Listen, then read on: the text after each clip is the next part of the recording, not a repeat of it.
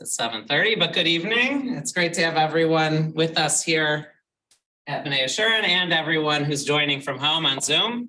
And we're very excited to have Cantor Stein with us.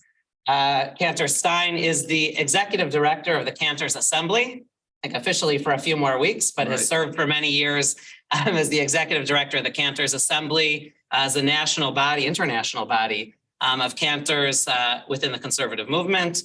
Also served for many years as the cantor at the conservative congregation in Akron. And so we're very excited to have you with us. I know recently moved not too long ago to the Cleveland area, correct? Right. From about 45 minutes down the road. But we're excited to have you with us and excited to learn with you this evening and over the course of the month. Okay. Thank you. Mm-hmm. Thank you. It's a pleasure being with you this evening. As Rabbi Foster noted, I have coming close to the end of my run as executive director of the Cantor's Assembly. I've had that position since 1998, and from 1980 to 2015, I was also the cantor at Bethel and Akron. I have a great passion for synagogue choral music, and I hope that some of that will rub off on you as well. So I'd like to begin by sharing with you some of my background and how my appreciation for synagogue choral music evolved. I grew up in a modern Orthodox synagogue in Pittsburgh, which had a wonderful chazan. His name was Hillel Brummer, and he had a very sweet, lovely baritone voice with a large range. And during my youth, I very much enjoyed going to the synagogue each and every Shabbat. And I enjoyed going primarily to hear his davening. There was, however, no choir other than one composed of pre-adolescent boys. I attended a day school through 8th grade and then switched to public high school in 9th grade. And it was there during my sophomore year that I joined the high school chorus and my love affair with choral music began. We had an amazing conductor who was at the school, Taylor Alderdice, for many years, and she was both revered and feared. And from high school, I went on to Duquesne University, which is also in Pittsburgh, and I was the only non-music major who was in the university chorus. Shortly before my senior year in college, I responded to an ad from a local congregation which was seeking singers for a quartet for their high holiday overflow service. Actually, ironically, it turns out that one of the other members of that quartet also ended up going to cantorial school as well. And that was really my first exposure to synagogue choral repertoire. Fast forward about a year later, and I enrolled in cantorial school at JTS. And there, of course, as part of our education, we studied choral compositions. And truthfully, even though I had always been a shul goer until that point in my life, I never really realized how extensive and what a wonderful legacy we have of synagogue choral music. And then 2 years after my graduation from JTS, I accepted the position of cantor at Bethel down in Akron. And there are two reasons that I took that job. One was because my wife and I still had a lot of family that was in Pittsburgh. And as you know, it's quite an easy commute from Cleveland to Pittsburgh. And the second reason is that Bethel and Akron has a very significant choral tradition. And it had fallen sort of by the wayside, and they were looking for somebody to revive that choral tradition. Throughout my tenure at Bethel, we had a wonderful adult choir. I also had a children's choir and an adult girls high school choir, a high school girls choir as well. But the choir that we had sang on Shabbatot, high holidays, and for concerts. It was an ensemble primarily of congregants, but anchored by professionals, all of whom were Jewish. At its height, we had 24 singers. And many of the compositions that we'll be hearing over the next couple of weeks, in fact, were pieces that we presented at Bethel over the years, though the recordings you'll be hearing are of other performers. So let's start our journey. Solomon Rossi lived from around 1570 to 1630. He was, during his lifetime, the most gifted and famous musician at the court of Mantua. He was a descendant of a prominent family whose pedigree went back to the captives of Jerusalem who Titus brought to Rome. For over 40 years, he was composer, singer, and violinist at the ducal court. His sister was also quite famous as an actress and singer. And what was one of the things that was very interesting about Rossi is that he always affixed the term Hebreo, meaning the Hebrew, to his name. And he was allowed to walk about Venice, walk about Mantua without a yellow badge, identifying himself as a Jew, which the other members of the Jewish community had to do. He was so highly regarded. Again, he was exempt, but he always made sure that everybody knew that he was Jewish by attaching the term Hebreo to the end of his name. Rossi, to our good fortune, was encouraged by the rabbi, chief rabbi of the community, whose name was Leon da Modena, and he was the chief rabbi of Venice. And Rossi composed for the synagogue his work Hashirim Asher Shlomo, from which we will shortly listen to 3 selections, introduced classical choral music into the synagogue. Reflecting the era in which he lived, I would describe his compositions as late Renaissance, early Baroque. So one apology before we begin. The excerpts that you're going to hear, I compiled from YouTube, which means that we're going to have to deal with some brief commercials before some of the selections before we have the opportunity to hear them. So now you can choose or opt not to use the Machzor. The first 3 prayers that we're going to hear, which are compositions by Rossi, are well-known prayers. It's the Baruch Hu, the Kaddish Shalem, and the Adon Olam. So if you want to follow along, I can certainly give you some page numbers if you just wanted to reflect on the translations of the prayers and perhaps give some thought to the manner in which you feel that the music interprets the text. So if we look at Baruch Hu, and we'll be focusing, the first piece focuses on the first 2 lines of text. You can find that in Machzor Lev Shalem on page 5. You ready? Yeah. Some of us have always felt it, that burning desire to go out there and see things for ourselves, to find out how the world was discovered. We are the curious and the sea.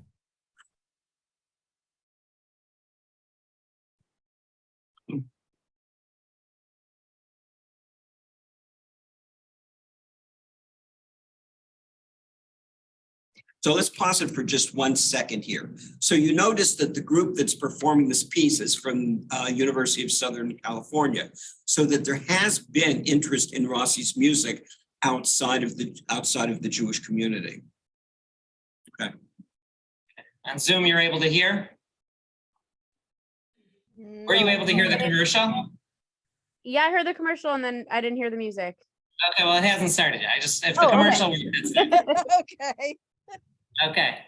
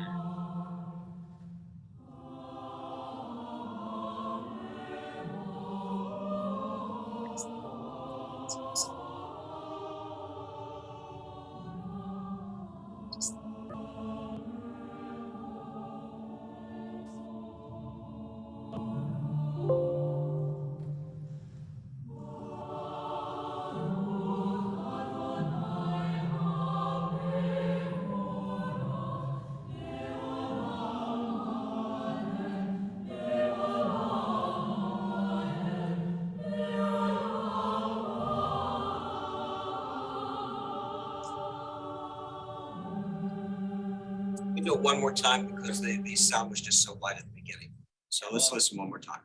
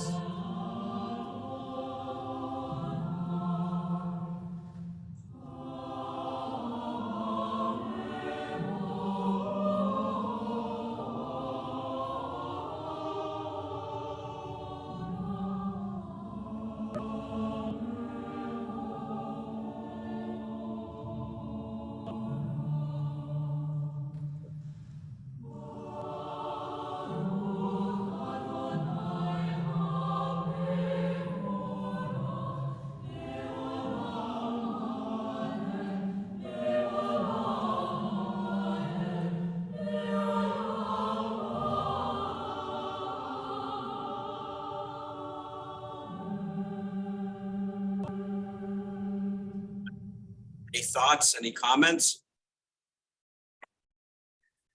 You note that the Baruch Hashem Barak Olam Va'ed was actually different, okay? Where the first half, the Baruch section, had many notes to a syllable. Baruch Hashem Barak was pretty much block harmony with one syllable for each chord. It is stunningly beautiful, I believe. So let's go on then to the Kaddish Shalem, and I will give you a page number for those who want to focus on the text. Give me just a moment.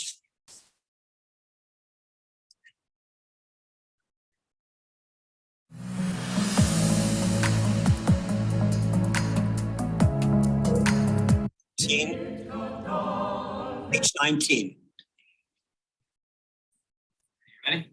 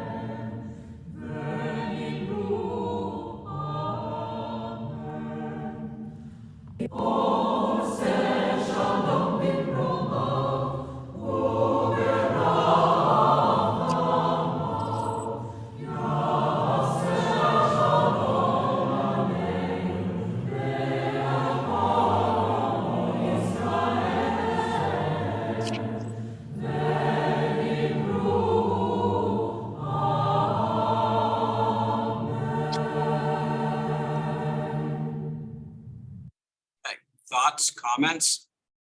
I thought it was very much like 15th century church music. Well, I think The choir, though, except obviously it's in Hebrew, it sounded similar in the way the voices were.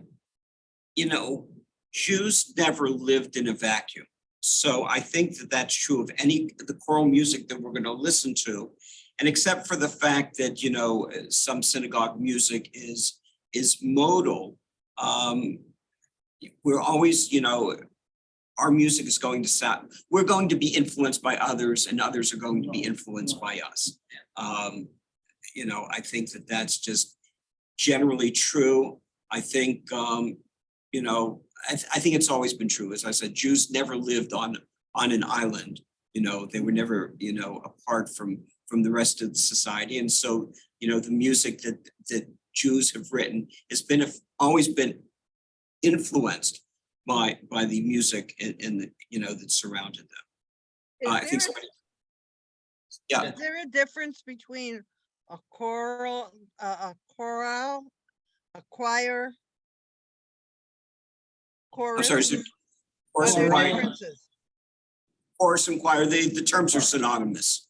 Okay. I think Bob Goodstein, it looks like, has a question or comment. Yeah, I have just one quick comment. The fact that you change the difference between the Baruch Hu and the Kaddish is similar to what we do today with closing the service on a festive note. And I give a lot of credit to this cantor who, we close now on the Hasidic Kaddish, which if you listen to this, it's like you do the Baruch Hu as a very dramatic piece, and then you're closing with the Hasidic Kaddish, which is an uplifting and a happy piece, and people should go away on Yontif happy and ready to go and have a great time. And to go back as far as this goes and see that they did it back then is very interesting to me. Interesting observation. Okay, so let's actually move on and hear how he treats Adon Olam. And let me get you a page number on that. Bear with me for a moment. Anybody finds it sooner than I do. Okay.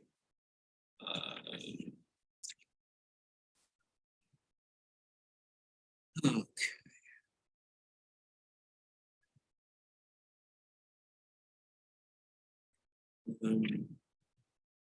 Anybody finding Adon Olam faster than me? I can.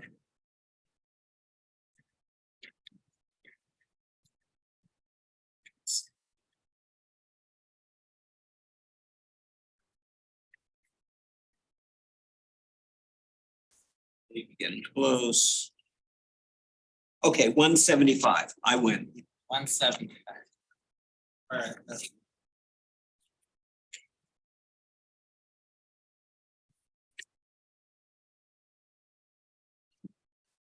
Now also notice this appears to be a synagogue choir.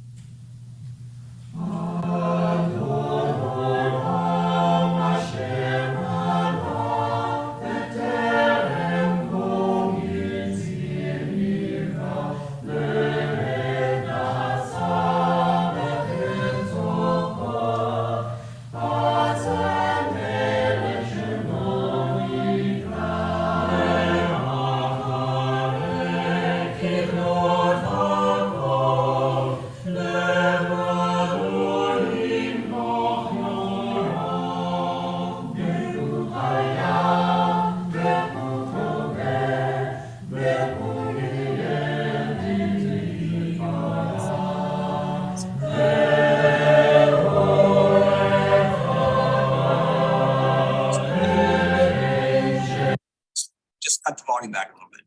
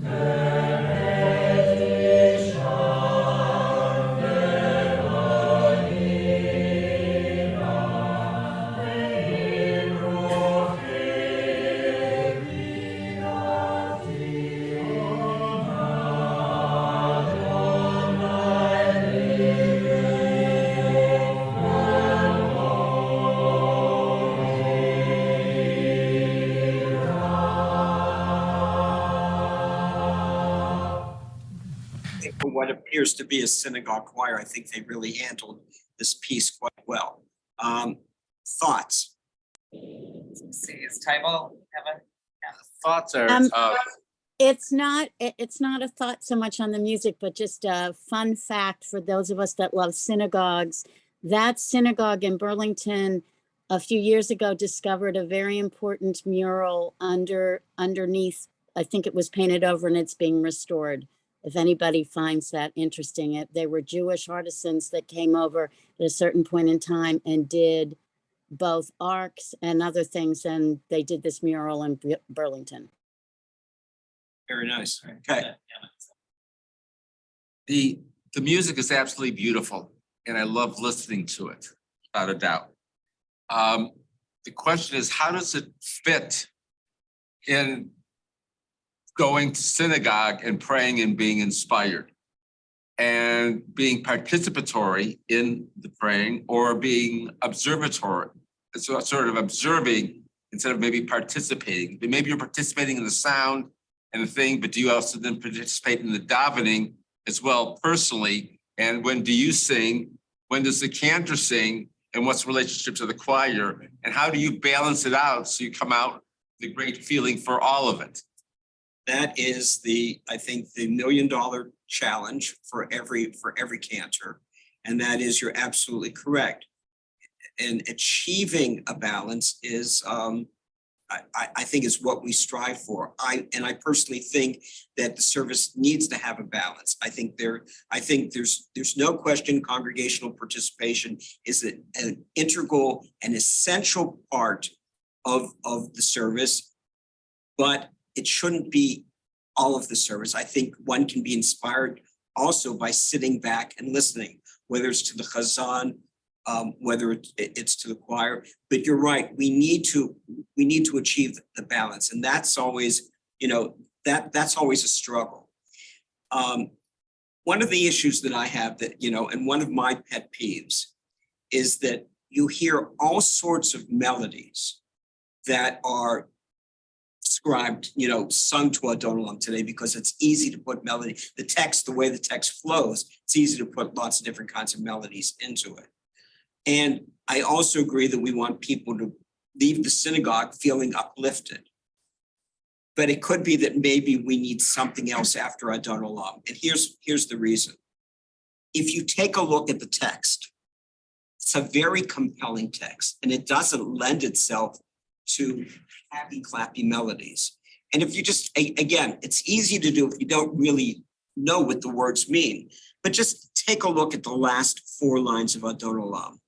I place my spirit in God's care.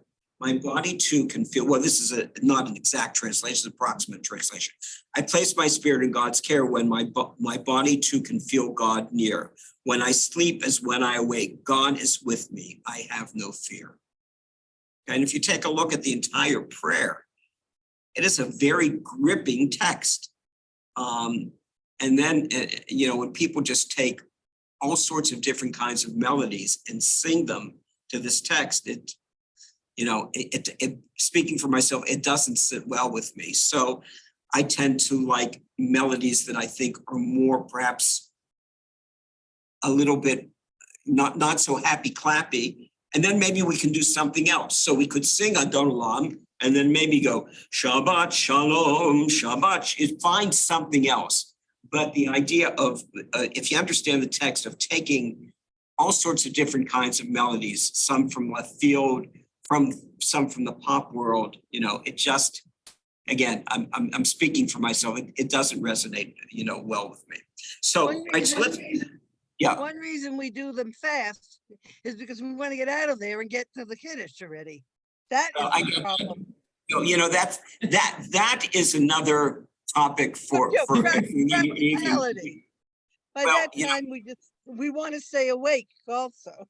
Well, the whole issue about how long synagogue services are, I have a colleague who actually is going to be my successor in the Cantor's Assembly, who said, I think quite astutely, he said, when there was COVID and we were doing Zoom services because we couldn't get together, somehow we found a way to make those services a lot shorter. Yes. Why now that we're back together again, why have we gone back to services that are so long?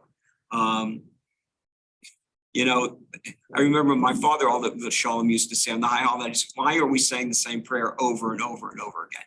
So I think these are issues that we wrestle with, but that's an interesting topic again for another time, and that is the length of services. But be that as it may, you know, I just think that I would urge all of us to be mindful of what this text is actually trying to convey. So what is interesting is there anybody either on the screen or here that has heard of Rossi before this evening? You've heard of Rossi, good for you. I'm a singer. Sorry? I'm a singer. You're a singer, okay, so you know Rossi. Yes. Also, I think I've heard of Apollo's Fire also did a Rossi program a few years back. It sounds like Bob and Tybal and Sheila have heard Yeah. as well. I'm sorry, say that again? Yeah, a number of people on Zoom indicated That they've heard of Rossi, Yeah, so your whole list there of these ancient ones. At good. least I've heard the names. Lewandowski. 'Cause We've seen Lewandowski's. We haven't gotten to, we're gonna get to Lewandowski. Lewandowski's later, and we're gonna get to Lewandowski next week. But anyway, you know, there are people who have really championed Rossi's music. Two people I can think of in particular. One is my friend Mati Lazar, who's the director of the Samir Choral Foundation. It was actually a teacher of mine at JTS, and Josh Jacobson, Dr. Josh Jacobson in Boston. And the Kaddish Shalem was Samir of Boston. So it's, yeah. Just a quick question, and I guess I'm not as familiar. You said Rossi 16th century? 1560, yeah, late 1500s, early So are there, 1600s. what's the earliest, I guess? Do you know what the earliest evidence, you know, of choral? I know, well, This even is dating back to Beit HaMikdash, there's chorus, but Right, but the earliest evidence of choral music that we have. this is it. This is the earliest, and it's interesting you should say that, because so many times we have said, if only we had some idea of what that music in the temple sounded like. So here's another thing, you know, relative to the music of the temple. There was an instrument in the temple called a magre fa. And there seemed to be indications that magre fa was some sort of an organ. So, you know, when people say to me, oh, the organ belongs in the church, it doesn't belong in the synagogue. Again, it seems to be that there was, you know, there may have been some sort of an organ in the temple. I also point out that Was the organ around in those days even? How old is the organ? that's not my special. I don't know. It's pretty old. It's Yeah, pretty no, old. But I think to Andy's point, which I think is absolutely correct, you know, Jews never lived in a vacuum, our music's Right. influence.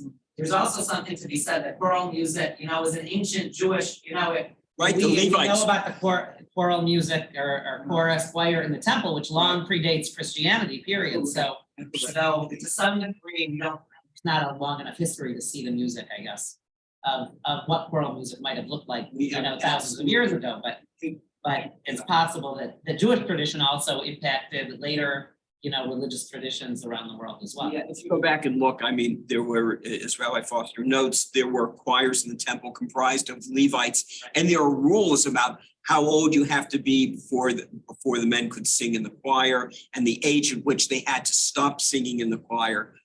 It's really quite fascinating. But where we've got now, I don't want to get up, you know, off topic too much, is that, you know, we're seeing a lot less in terms of choirs in synagogues today, because, you know, people want participatory services. And, you know, my position is that there should be a way to balance and make everybody happy. I would not advocate for a service that was exclusively cantor choir without congregational singing. The same way I don't advocate for services that are simply one congregational melody after another. People who like that, and they, you know, and their services, you know, like Hadar and the Carlebach service and things like that people go to. But I think it's good that people have options, just as some people choose to, you know, be Orthodox, some conservative, some Reform. It's good to have choices. You go into a restaurant, you know, you want choices in the restaurant as well. They also had instruments in the synagogue as well, or in the temple. It described, I know in the mornings, service, they describe having cymbals. Exactly. Mahol and all that, yeah. So what happened, and I've got a theory about this. After the destruction of the temples, as many of you know, they decided no more instruments, right? My theory is they didn't expect, that it was going to be not more than 2,000 years before a temple might be rebuilt. We don't know if a temple will ever be rebuilt, even though in our liturgy, we call for the rebuilding of the temple. We all sing that song, right? Everybody loves that melody. I don't know in truth how many people actually do want to see animal sacrifices replacing prayer. So, it really is, it's fascinating that, what we know about the temple, what we know about the music, but that's, and that gets into the whole, and that's another conversation too about instrumentation in synagogues. Obviously Orthodox synagogues don't have it. Some conservative synagogues do. And one of the trends in the conservative movement, which I really don't understand, is that it's okay to use instruments on Friday night, but not on Shabbat morning, because the halacha is the same. So, but that seems to be where we have. But the people are different. Yeah, People who come on Friday night are very often more liberal. If they are more traditional, they want to be home for a meal. Well, Cantor, some synagogues, some of us are joining you from Maryland, but here in the DC area, the synagogues that do that usually only do it, some do it only till sundown, and some do it for Kabbalat Shabbat, but then not Marav, regardless of when sundown is. The halacha, the halacha is, if you want to follow the halacha, you could use instruments up until Mizmor Shir L'Yom HaShabbat, until Psalm 92, which is the actual ushering in of Shabbat. Those of you, right, who know our congregation, in fact, next week we'll have, but during the summer months, once a month, we have a musical Shabbat service, Shabbat Rocks, where we have an instrumental, a band up until Mizmor Shir L'Yom HaShabbat, and then we. You know what? That's perfectly. Then you're following halacha. However, this is interesting, and maybe some of you who are long time members of this congregation know. Up in the loft of this synagogue, there's an organ up there. Okay. Now I'm surmising they moved that organ from the old building. Okay, which leads me to believe that this congregation. Yes, they did. Correct. Bob will be able to share more as being here. The organ was gotten rid of when Betham joined them, because we only joined them on condition no organ. And okay, they compromised. That was in 1999. Betham originally had an organ, which we got rid of because we wanted to go more traditional. No, we got rid of it. Bob, we got rid of it because we didn't have the money for it. And my husband said, there you go. Okay. But in 1999, the compromise here was that the organ was going to be for confirmation and for the high holidays. And we got rid of that within about 2 years. I'm guessing the Cantor Meisels used the organ at least on Friday nights on Mayfield Road. Would I be right? I wasn't around then, so I don't know. As far as I know, Cantor Meisels did use the organ. I can get that verified because I know a lot of people he grew up. Eric Sheckman says yes, and he was here. Absolutely, yes. Friday nights in the late 1960s, there was definitely an organ, definitely a choir. Yeah, no, I figured I was that. there. I can vouch for that very definitively. Interesting. Okay, so we're going to move on. As you can imagine, there was strong opposition to Rossi's innovations. Fortunately, he had Rabbi De Leon, backing him up. There were those who felt that Rossi's music in the synagogue transgressed the prohibition against music in the synagogue, even though it was choral music. They still felt that it was a transgression against the prohibition because of the destruction of the temple. Rabbi de Modena submitted his case to the Rabbinical Assembly in Venice, which ruled in his favor. And so one final point before we move on, that while Rabbi de Modena prevailed and Rossi's compositions for the synagogue were sung for a brief time, the concept of incorporating elaborate choral music into the synagogue actually didn't take hold for another 200 years. Okay, so that now brings us to Solomon Zulzer. Solomon Zulzer is arguably one of the two most important composers in the history of choral music for the synagogue. Zulzer lived from 1804 to 1890, yet his melodies for the Torah service remain universally sung to this day in virtually every Ashkenazic synagogue. In 1826, he became the cantor of Vienna's most prominent synagogue, and it was from that platform that Zulzer exerted profound influence on European synagogue music. Cantors in synagogues throughout Europe turned to Zulzer for advice in Jewish music education and on the improvement of music in their synagogues. His monumental work, Shir Tzion, of 3 volumes, sets the entire yearly liturgy for cantor and choir. Among Zulzer's closest friends was Franz Schubert, who contributed to Zulzer's thesaurus with a setting of Psalm 92, Mizmor Shir L'Yom HaShabbat. Zulzer was the first to reconstruct the traditional melodies and responses in accordance with the rules of Western classical harmony. Zulzer was also blessed with a phenomenal voice.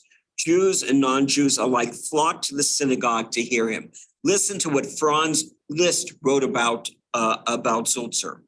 He said, "In Vienna, we knew of the famous tenor Zulzer, who served in the capacity of precentor in the synagogue," that's another word for shliach tzibor or cantor, "and whose reputation is so outstanding. For moments, we could penetrate into his real soul and recognize the secret doctrines of the fathers. We went to his synagogue in order to hear him. Seldom were we so deeply stirred by emotion as on that evening, so shaken that our soul was entirely given to meditation and to participation in the service." So, which of Zulzer's melodies are known to you? And keep in mind, these were compositions, these were choral compositions. But what happened over time is, for the sake of congregational participation, the melody line, the soprano line, was extracted, okay? For example, we sing in virtually every Ashkenazic synagogue, no matter where you go, though a lot of melodies vary, there's certain things you're going to hear in virtually every synagogue, such as Hashem Melech, Hashem Malach, Hashem Yimloch Le'olam Va'ed. Zulzer. Ki mitzion teitzei Torah, ki mitzion teitzei Torah. Zulzer. Shema Yisrael, Hashem Elokeinu, Hashem Echad. Zulzer. Hodo al eretz v'shamayim, vayarem keren le'am. Zulzer. It's Chaim Hilam Chazikim Ba B'tom Cha'ameushar. This is all Zulzer, but they were written as choral compositions. Yeah, All of those, the tunes were in our synagogue. of course, it's universal. So here's one interesting bit of trivia, okay? And I don't know what the answer to it is. I'm just pointing out to you. After we sing Hashem,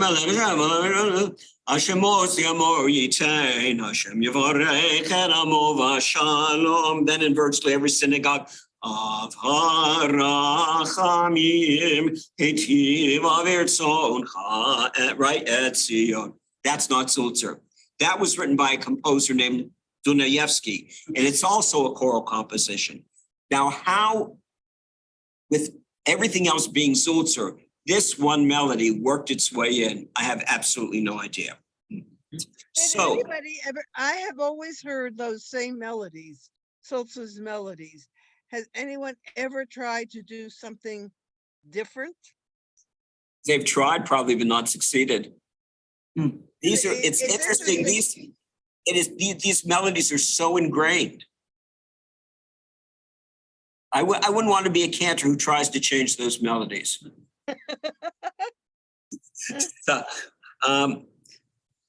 okay, so here's something else that's interesting. Of all the composers that we're going to be listening to, I was able to find a sufficient number of recordings. For some reason, as great and as influential as Sulzer was, I found few recordings of Sulzer's music. But we're going to listen to one, okay? And it is from a chorus conducted by my colleague David Tillman in Philadelphia, of choir singers and cantors. And Sulzer certainly did not have female cantors. He didn't have women singing in the choir. But this will at least give you an opportunity to hear harmonically how the Torah service, at least part of the Torah service, was written.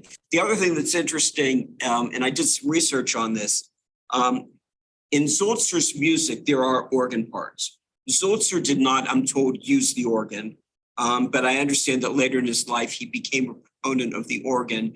And I'm told that it was his son who wrote the organ parts for the music. So that came a little bit later. So here you'll recognize most of what you're about to hear. But again, you get a sense, understanding that there's a woman, my colleague Elisa Pomerantz-Burrow, who's doing the cantorial part, and it's a mixed choir. But at least you'll get a sense of what Sulzer had in mind when he wrote the piece.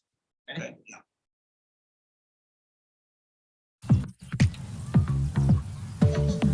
Funny as a writer.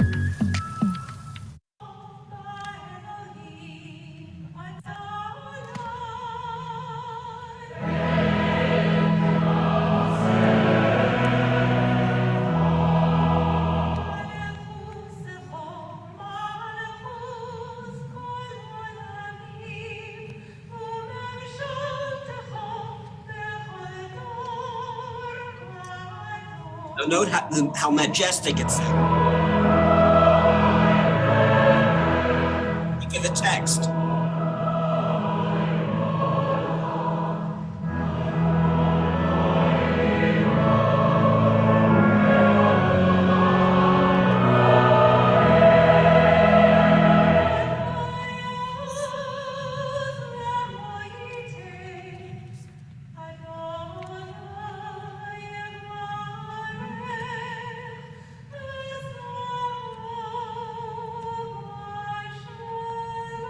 You'll note the Av HaRachamim will be different.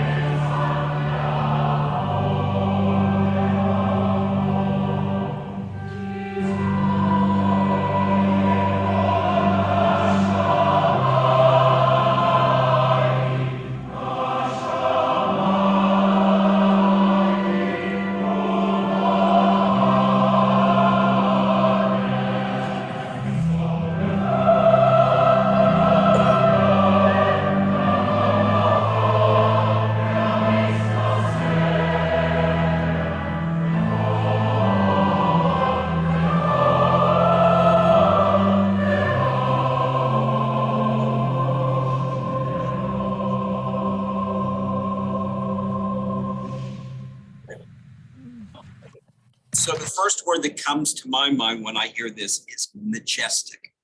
It's majestic.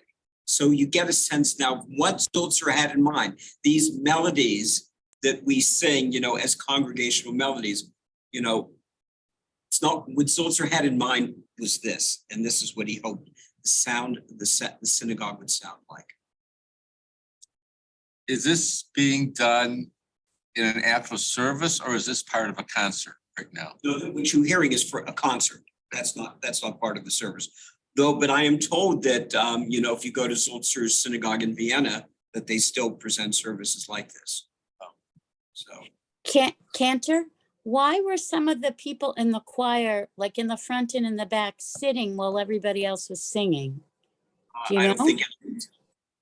I have no idea. They either were not physically able to stand, or there was no reason having it. They weren't actually singing, because I was watching, I was trying to figure out, it wasn't that it was so crowded that there were no seats in the auditorium. They had to be seated there. Absolutely no idea. No, they might be the soloists later on in the concert. That's a good answer. Could be. That's what they do when they have operas that, where it's a recital.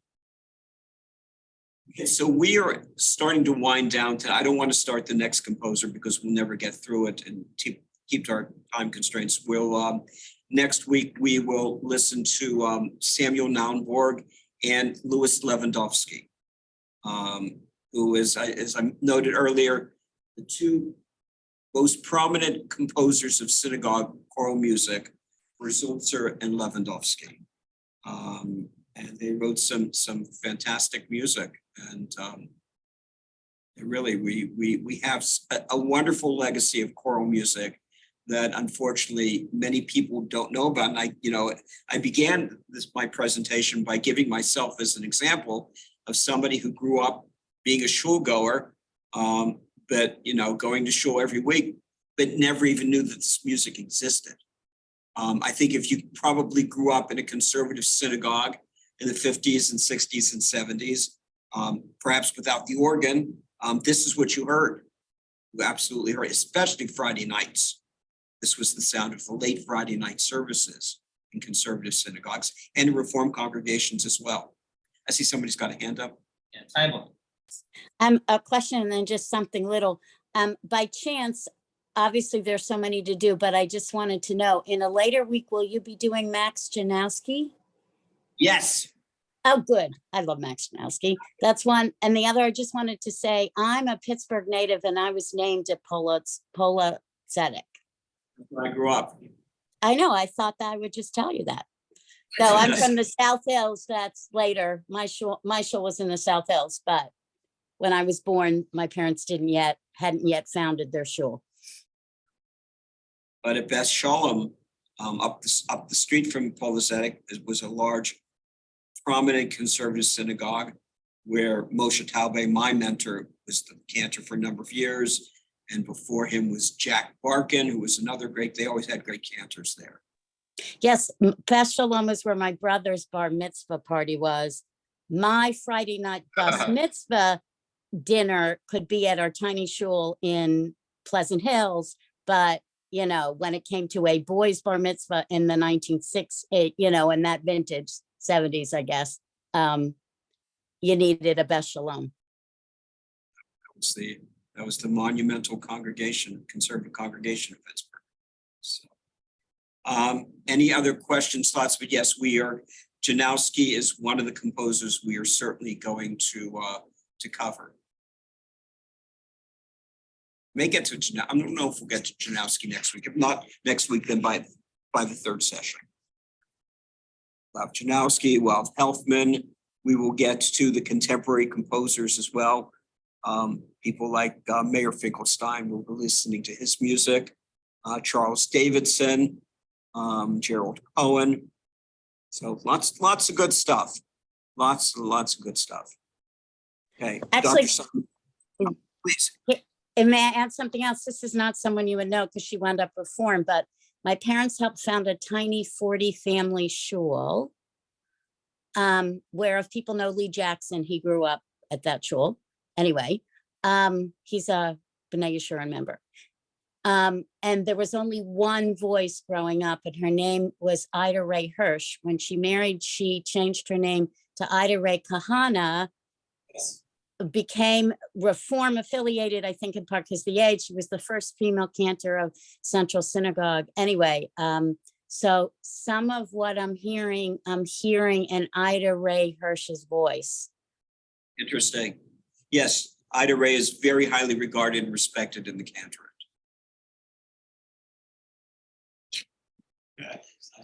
I know you won't be back next week, but maybe you can join us. So, Yeah. No, thank you, Cantor Stein. Again, next week we'll be here. We encourage anyone who's able to come in person, and we'll be hybrid again. We're not meeting the following week, June 15th, but we'll be back the following 2 weeks at the end of June. Dr. Simon knows how to work all the gizmos. Yeah, I'll be also I'll be on Zoom next time. Okay. I can control, he'll be here, but I can probably control it. Okay, good. From Okay. Zoom, or most of it. But he'll be here as well. Yeah. Who's Please gonna come be back. the new head of the new executive director?